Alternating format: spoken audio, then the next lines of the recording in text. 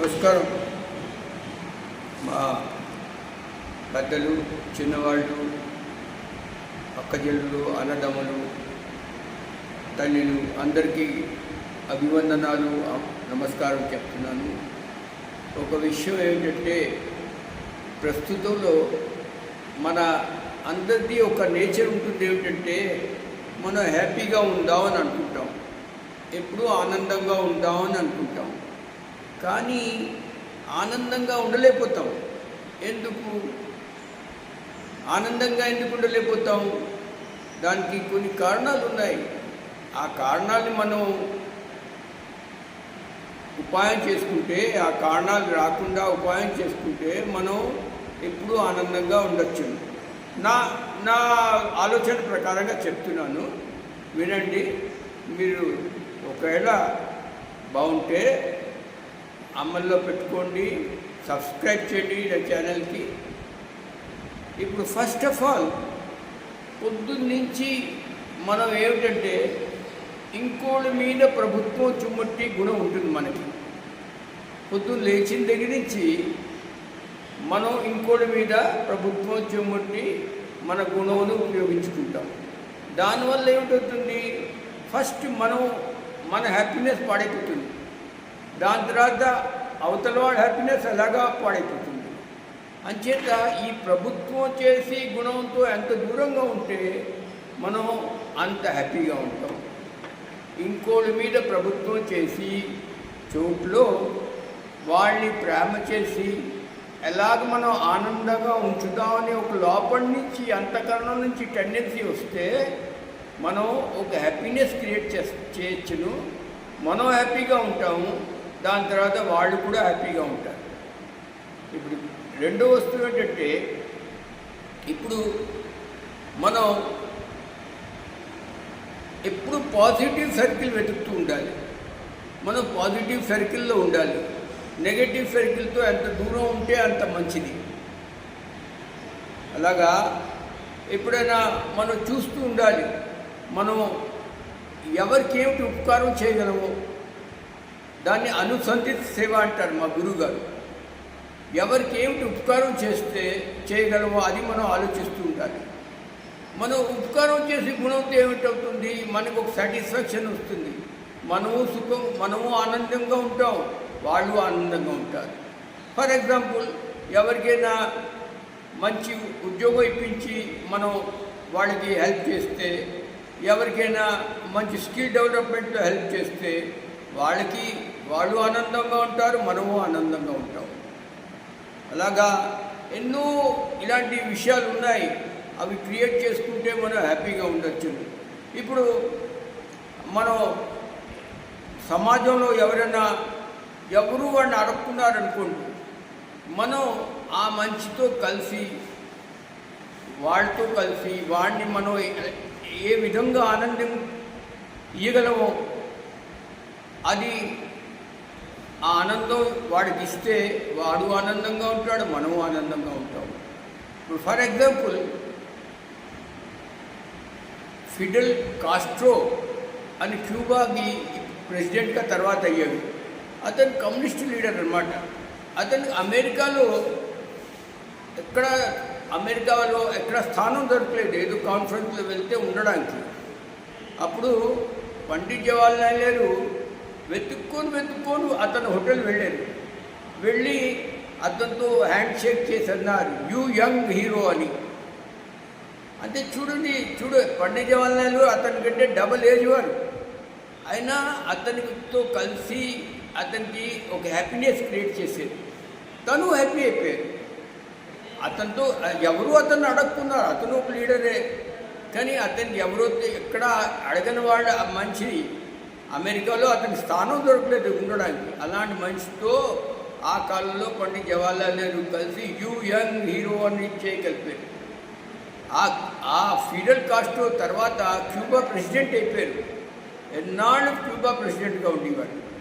అలాగే మనం ఎవరైనా బాధలో ఉన్నా, ఎవరైనా సమాజం నుంచి దూరంగా ఉన్నా, సమాజంలో ఆఖరి వ్యక్తి ఎవరైతే వాడిని అడక్కున్నారో అలాంటి మనిషితో మనం వాడికి ఎంకరేజ్మెంట్ ఇస్తే ఆ మనిషి హ్యాపీ అవుతాడు, మనం హ్యాపీ అవుతాం. అలాగే ఇప్పుడు ఆడవాళ్ళకు ఉన్నారంటే వాళ్ళకి ఎంటర్టైన్మెంట్ ప్లేస్ ఏమిటి చెప్పండి, ఎప్పుడూ 4 గోడల మధ్యనే ఉంటారు. అలాగే వాళ్ళు కూడా హ్యాపీనెస్ గురించి వాళ్ళు కూడా they should also develop some hobby, indoor games outdoor games ఏదో ఒకటి. అలాగే మనం కూడా జనరల్ పబ్లిక్ మనలాంటి వాళ్ళు కూడాను మనుషులు కూడా ఎప్పుడూ ప్రొఫెషన్లోనే ఉంటాం, ఎప్పుడు డబ్బు ఆర్జించకుండా రాత్రి దాకా కష్టపడడం ఇంటికి రావడం. మనకేమి హాబీ ఉండదు, మనకేమి ఎంటర్టైన్మెంట్ అని ఉండదు. దానివల్ల ఏమిటి, మనం హ్యాపీగా ఉండవు. మనం హ్యాపీనెస్ కావాలి కానీ మనం హ్యాపీనెస్గా ఉండవు. దాని గురించి మనం ఏదైనా డెవలప్మెంట్ చేసుకోవాలి, స్కిల్ డెవలప్, మన హాబీ డెవలప్మెంట్ చేసుకోవాలి, నలుగురితో కలిగాలి. ఒక ఉత్సవం ఏంటంటే ఆ ఉత్సవంలో మనం ఇన్వాల్వ్ అవ్వాలి. మీరు మెజిస్ట్రేట్ అవ్వచ్చును కానీ ఎప్పుడూ ఆ కేసులు ఇంకా డిసిషన్ మేకింగ్లోనే మీ టైం అంతా వెళ్ళిపోతే మీరు హ్యాపీ ఎప్పుడు అవుతారు? మీరు కూడా నలుగురితో జాయిన్ అవ్వాలి.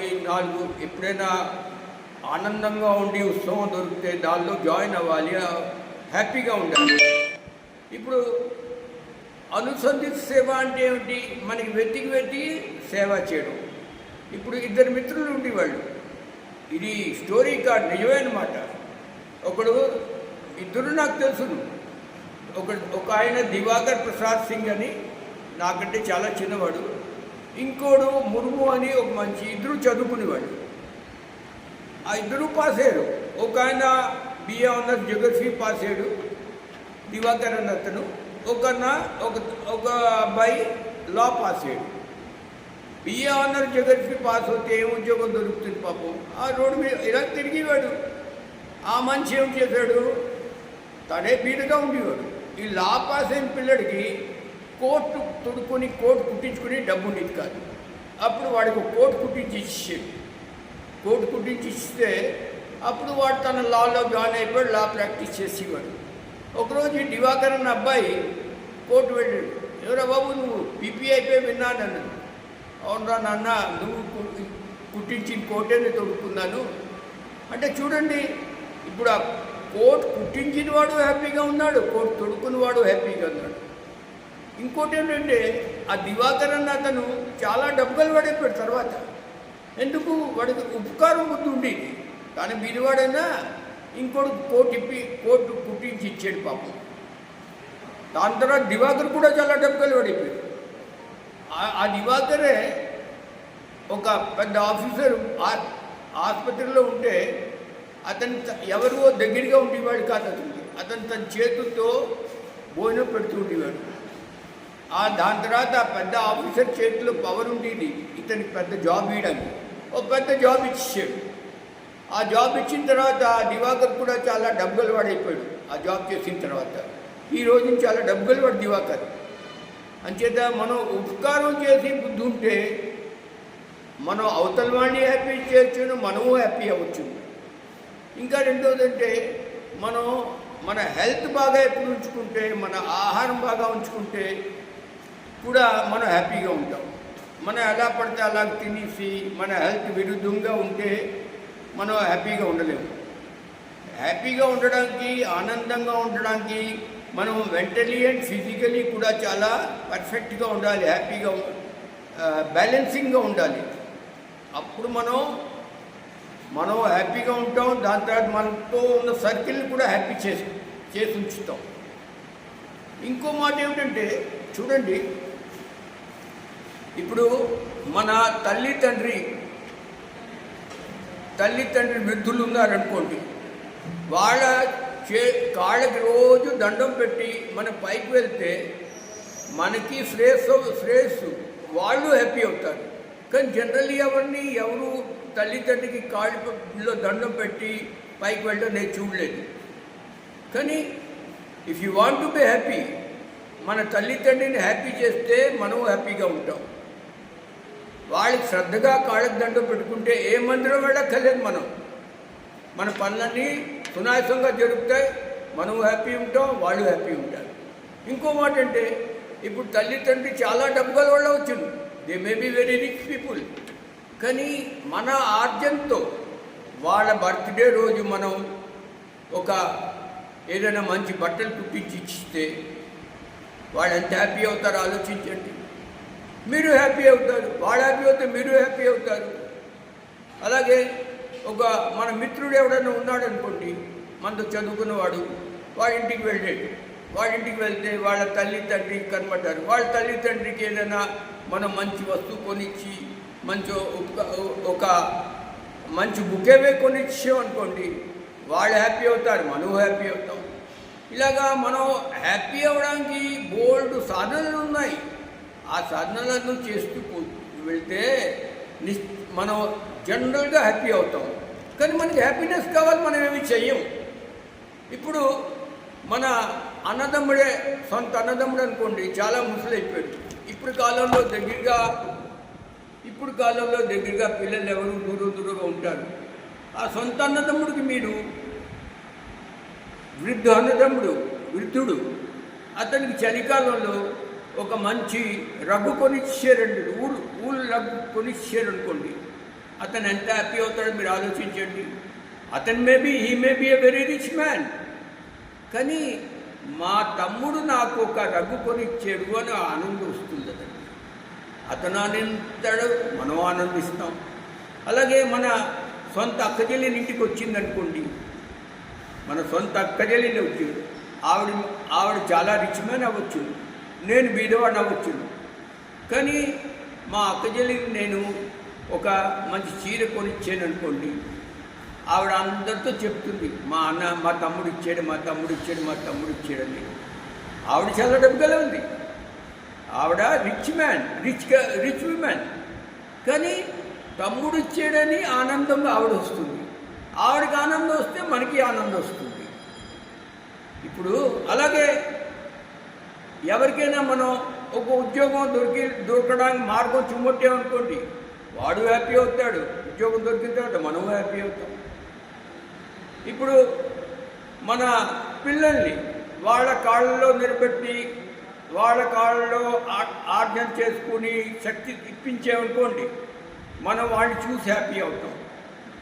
మన పిల్లల్ని వాళ్ళని జాగ్రత్తగా వాళ్ళ కాళ్ళ మీద నిలబడి శక్తి ఇవ్వకుండా మనం ఎలా హ్యాపీగా అవుతామండి?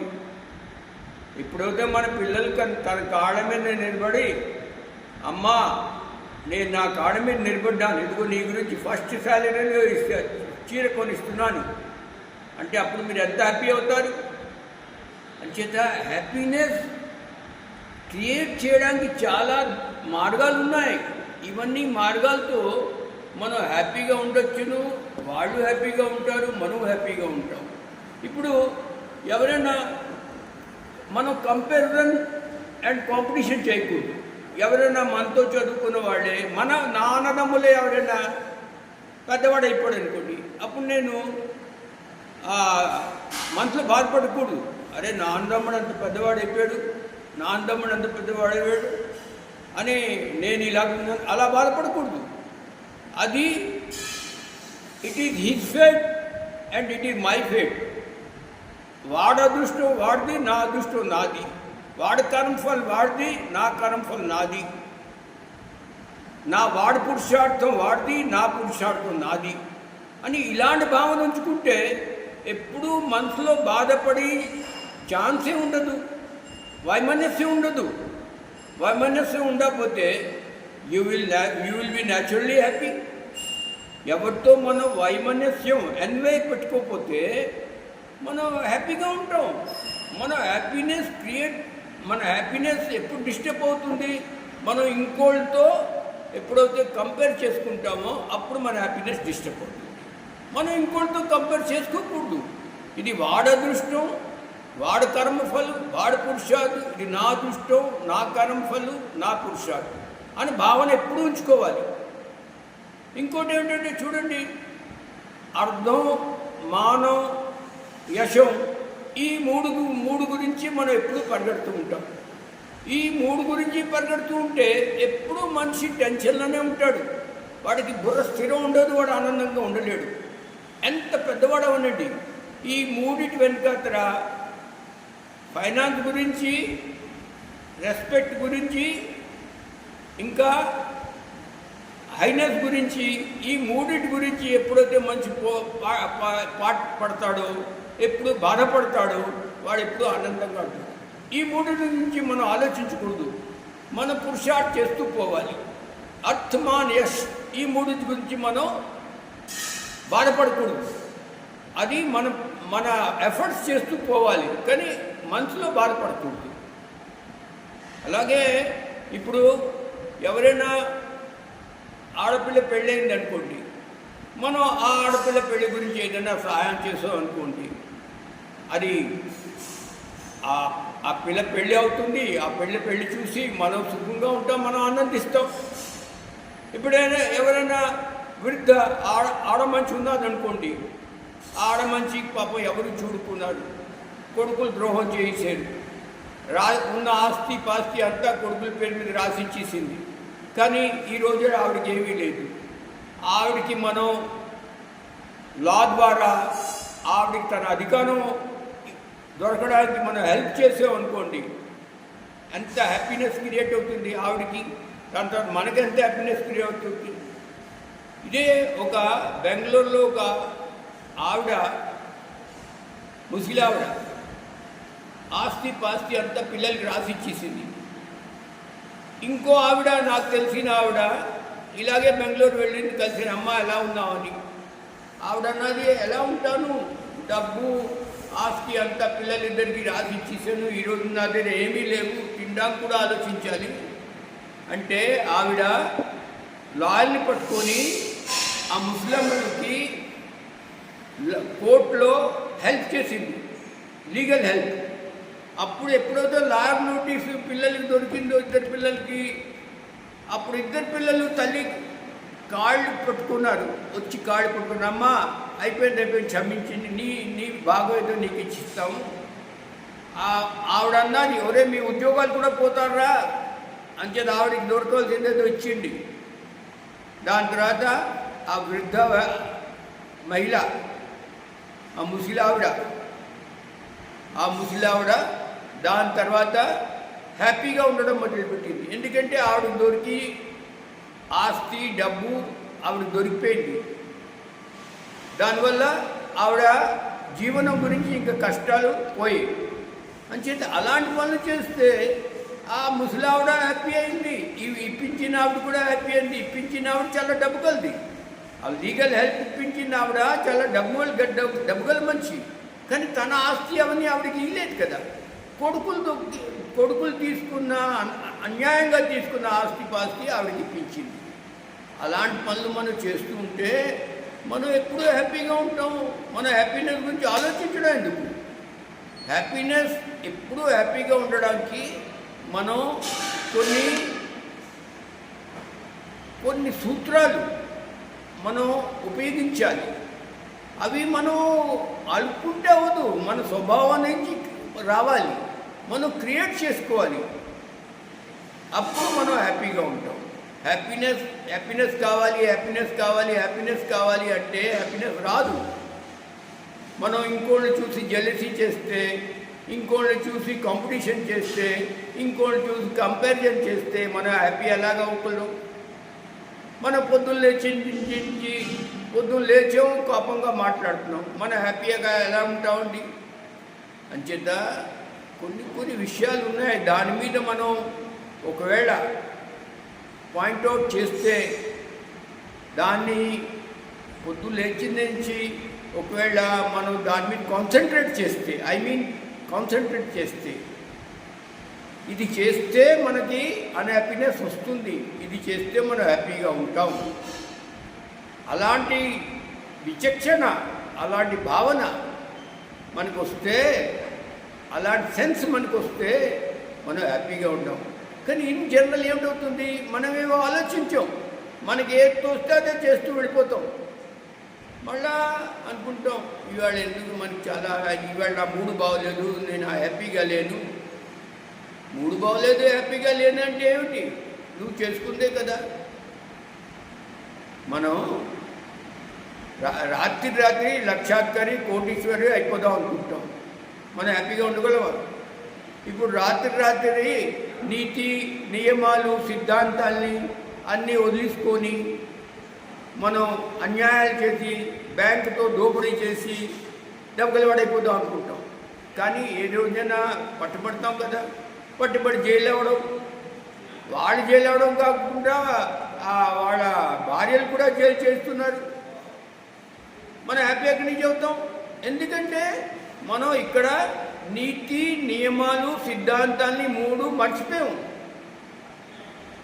మనం పొద్దున్న లేచిన దగ్గర నుంచి నీతి నియమాలు సిద్ధాంతాన్ని 3 మర్చిపోకూడదు.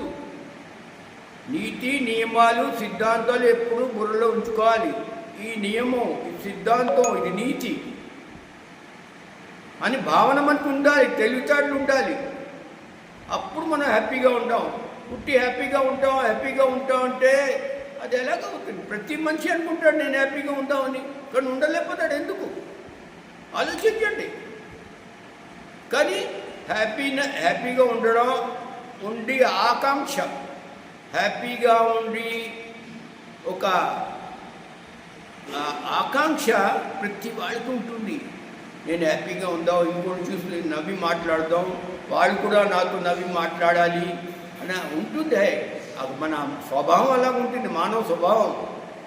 కానీ మనం అది మెయింటైన్ చేయలేకపోతాం. హ్యాపీనెస్ మెయింటైన్ చేయడానికి మన సిస్టమ్స్, మన భావన కూడా మన ఆలోచన కూడా అటుపక్క ఉండాలి.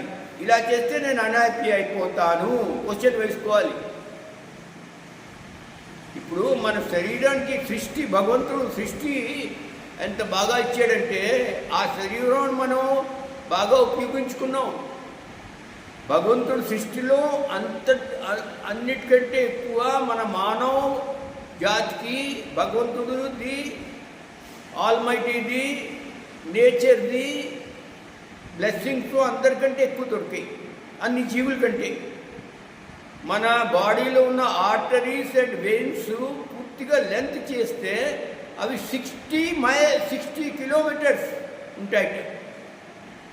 కానీ ఇంత మంచి శరీరం ఇచ్చిన భగవంతుడు ఇచ్చిన శరీరాన్ని మనం ఏమిటి కామక్రోధాల్ని, మాశ్చర్యము, డబ్బు, ఆశి, తిండి, వీటి కిందే మనం ఆలోచించి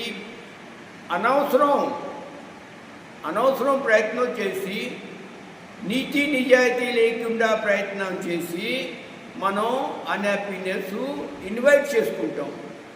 మనం అన్హ్యాపీనెస్ ఇన్వైట్ చేసుకోకుండా నేను చెప్పిన సూత్రాలు అన్నీ బాగా కొంచెమైనా మనం ఉపయోగిస్తే మనం హ్యాపీగా ఉంటాం. హ్యాపీనెస్ గురించి మన భావన కూడా అలాగే ఉండాలి. మన పొద్దు లేచిన నుంచి మన భావన ఉండాలి ఏమిటంటే మనం హ్యాపీగా ఉండాలి. ఆ హ్యాపీనెస్గా ఉండడానికి మనం ఈ పనులు చేయకూడదు. నీతి నియమాలు సిద్ధాంతాన్ని వదలకూడదు. పెద్దవాళ్ళు ఎవరు, చిన్నవాళ్ళు ఎవరు, ఆడవాళ్ళు ఎవరు, తల్లి ఎవరు, తండ్రి ఎవరు, అన్నదమ్ములు ఎవరు, మిత్రులు ఎవరు, సమాజం ఏమిటో, మనం సమాజం గురించి ఏమి చేయగలము, అవన్నీ ఆలోచిస్తే మనకి దుఃఖం రాదు, మనం హ్యాపీగా ఉంటాం. ఇప్పుడు ఫర్ ఎగ్జాంపుల్ మదర్ తెరెసా అని ఆవిడ ఉండేది. ఆవిడ దుఃఖం ఉండేది కాదే, ఆవిడ ఎప్పుడూ హ్యాపీగా ఉండేది. ఎందుకంటే ఎప్పుడూ ఆవిడ సమాజం గురించి చేసేది. మా ఠాకూర్జీ గారు, మా గురుగారు ఎప్పుడూ హ్యాపీగా ఉండేవాడు. అతను 85 ఏళ్ళు బతికారు. ఈ 85 ఏళ్ళు అతను సమాజం గురించే చేశాడు. ఎప్పుడూ నిస్వార్థ సేవ. ఎప్పుడు మనకు కావాలి అని భావన ఉంటే ఎప్పుడు మనం హ్యాపీగా ఉండలేము. మనకు దొరికిందేదో మన పురుషార్థం మనకు దొరుకుతుంది, మన మంచి భావంతో దొరుకుతుంది. ఇంకోళ్ళు హ్యాపీ చేయడానికి మనం ఎన్ని ఎఫర్ట్స్ చేస్తామో అంత మనకి హ్యాపీనెస్ వస్తుంది. ఇది నా ఆలోచన, నా థింకింగు. ఏదైనా వీళ్ళలో మంచి ఆలోచన ఉంటే మీరు తీసుకోండి, మీరు కూడా ఉపయోగించండి, హ్యాపీగా ఉండండి. మనందరూ హ్యాపీగా ఉండాలని మనం కోరుకుంటాం. హ్యాపీగా ఉండండి. మనుషులకి లోకంలో కష్టాలు సుఖాలు వస్తుంటాయి. మరి ఎంతకంటే కష్టాలతో మనం భయపడతాం. Only alternative is to create happiness, to be happy and to make others happy. అదే ఒక ఆల్టర్నేటివ్. జై గురు, జై భారత్.